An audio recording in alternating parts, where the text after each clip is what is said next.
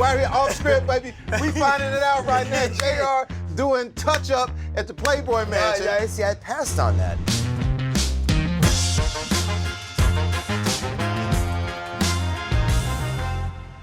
What up? Jamie Foxx here, off script. Listen, our next guest has been nominated for an Oscar 2 times. I'm talking about he is one of the badasses in cinema. The Town, Arrival, Hurt Locker. He really gets down. Every time I see him, I say, yo, man, you one of the baddest. Could you come hang out with me? Ladies and gentlemen, I'm talking about none other than Jeremy Renner in the building. Ah, my man. Knock, knock. Jacket. Listen, man. First of all, I want to say, man, listen, thank you for coming to hang out First of with all, me. cheers. Cheers. Thank you. To everything. You're coming out, it's like, this thing's mobile. This thing's fantastic. And you do it all. For people who don't know, your first movie was like National Lampoon's Senior Trip. Senior Trip. Right. I mean, Yeah. Now, did that worry you that you might get stuck in something, you know, funny like that and may not be able to get to all these other roles? No, man, that was my first job ever, and I was the lead in a picture, so that's fantastic. Wow. But so I wasn't thinking about what I get stuck in. I'm glad I didn't get stuck into that sort of, like teen comedy kind of thing. Yeah, at the time, it was like, that was the most glorious thing ever. Yeah, so that was like a huge, huge turning point, because it was my first job on camera as an actor. Makeup artist, how did you get into makeup? Yeah, it's from theater. Right. I learned how, because you had to do your own makeup in theater, and then there's a job opening. And ladies, could you imagine walking into a makeup counter and seeing this? Take a look right there. Look at this face. You go see this. So the line is long. So then I did these 2 gals at this at Santa Monica Mall at I think of the Lancome counter there, I believe at that time, and I just asked a few questions, how much time do you spend doing makeup? And I did this, did this. I'm like, what if you were going out on a date? Like, you want to go have a nice thing. What would you feel like doing? And listen to them. Let's listen to them. You Dr. Phil'd them. And I just try to make them feel good. And they walked away, and they come skipping back, and they bring this guy, and he's like, here's my card. I want you to come see me in my office. And it's like, some CEO of Playboy. I'm like, whatever. Wow. I can't do it, man. You can't do it. Because that's just going to take me down some bad road. I'm just going to... A toast to not doing Playboy. What the hell? You ended up playing a very notorious character in Dahmer. Yeah. I think when I watched that, first of all, that was bone chilling. That role was bone chilling, just watching you take that on. What was the process in getting to in going from National Lampoon to Dahmer? I just got the script. The next day I auditioned for it, and then the next day we were filming. I mean, there were some moments where you really went super deep. Dude, the movie messed me up for a while. It really did. Like, I couldn't go in a bar alone for a good decade.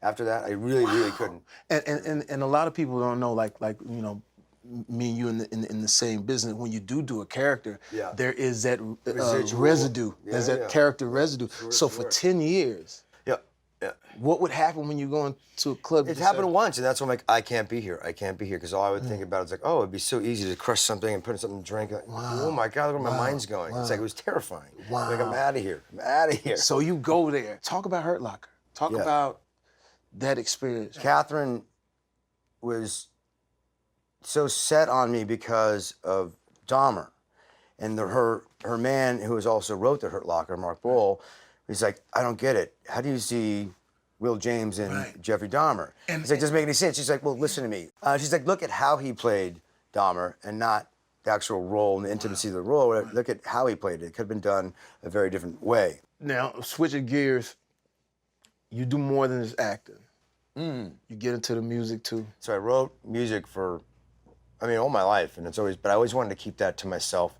Why is that? Because it wasn't anybody else's business. It was kind of like my diary. Really? Yeah, it was like my diary, Really? So I was like, fuck you guys. You don't deserve it. You don't deserve it. This is my shit. But listen, but now we're in a time to where everybody's able to sort of do everything. Do you ever want to? Yeah, but even when I was coming up, it was like that was talked about that you can only do one thing at a time. But you're like, no, you do like 5 things. Yeah, but now, why not do a song? Well, because you paved the path. Now I can. You can, right? Yeah, I was actually blessed to do the whole soundtrack to this kids animated movie. I did the lead voice on, and it's called Arctic Justice.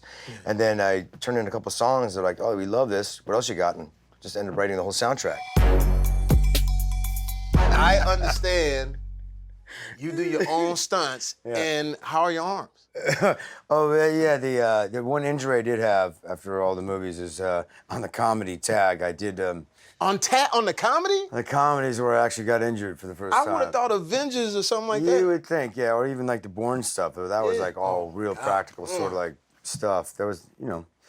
But yeah, it was a rig that broke, and then the nitrous broke along with it. Fell 20 feet onto my arms, saved my face at least. I guess. Man, you got that's my face looks alright yeah, on the floor. beautiful. Your face looks beautiful. So you broke your But I arm. broke both my arms. Yeah, it was kind of quite tough. That's crazy. Next movie, Bionic Man. I'm kind of taking a break now. Talk about Tag. I was attracted to it because, again, it's based on a true story. There literally is 10 dudes. They're like 50 to 60 years old at this point. They still play the game of tag. What? And they take this 1 month out of the year to just go full force tag. And it's on. It's like full, like Jason Bourne. So tag trying like to the tag old each other. school tag, but now yeah, you're but grown. the kindergarten games turned into like you and I, like, okay, oh, I know where Jamie's gonna be. Like, I'm gonna tag him when he's doing this, or when you're in bed with your lady, and like, yeah, bitch. Oh, like yeah. that? It's like that, dude. It's crazy. So what they do, they only do this ultimately because they want to keep the friendships they've had since they were 9 years old, and then you also get to be together as gentlemen and as old men and whatever, and you get to share and celebrate life. Listen, this is a wonderful actor. He has a wonderful movie called Tag, and here is a trailer. Check it out. Susan, do you take Jerry to be your husband?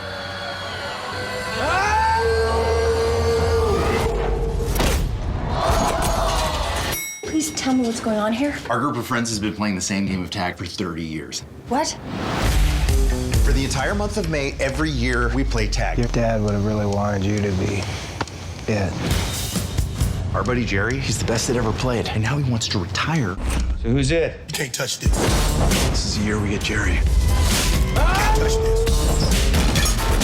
Synchronize your watches. I don't know how to do that. I don't wear a watch. Time is a construct. This game has given us a reason to be in each other's lives. Come on, it's been a while since we've done this.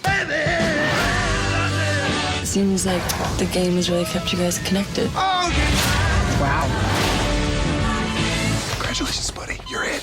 Doing great, Anna.